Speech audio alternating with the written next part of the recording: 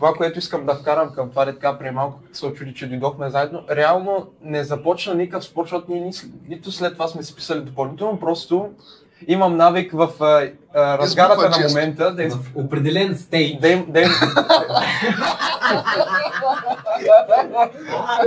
В определен стейдж.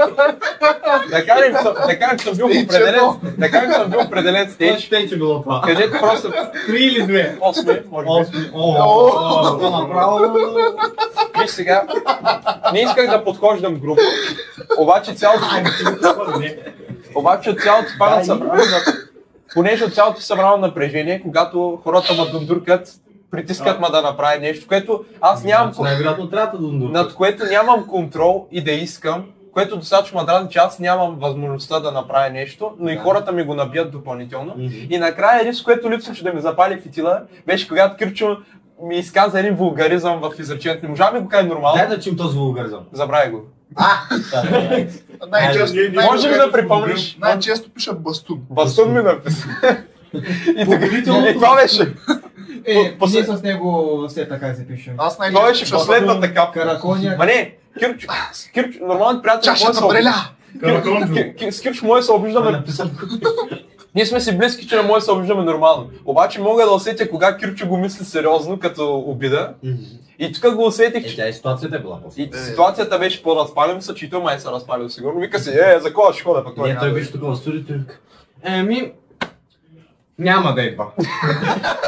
Верно ли? Да, и само обучаващ полицей стои така. Добре. Киро, звъни му пак. Киро, той... Не. Ще стане лошо, ако ми беше. Да, и?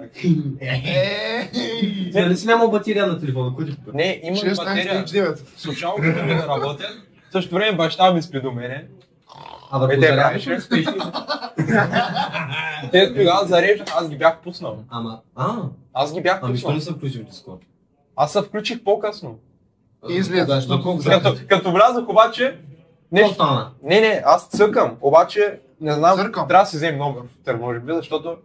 Не стана. Нямаш интернет. Имам хора, които потвърждат. Уважаеми колеги, нека да се даде пари, за да Не, имам хора, които могат да потвърдят, понякога интернет...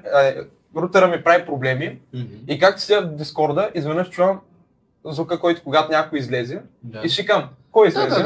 Гледам, Дискорда ме забил. Ало, нищо не става. Или бутонът присъедини се. Натискаш, то не става. Не става, не влизам. Тръгва да прави. На едно от събранията ни даже гледам няма хора. И питам, и гледам, Митко, има ли хора в разговор? Ама ти 10 човека тебе чакат. И Митко ми вика, има дисонанс. Не ме слушай, той знаеш какво прави? Аре, вече пръста му се изгривил, щупил се. Аз съм замервал леглото си с телефона. Опитва се.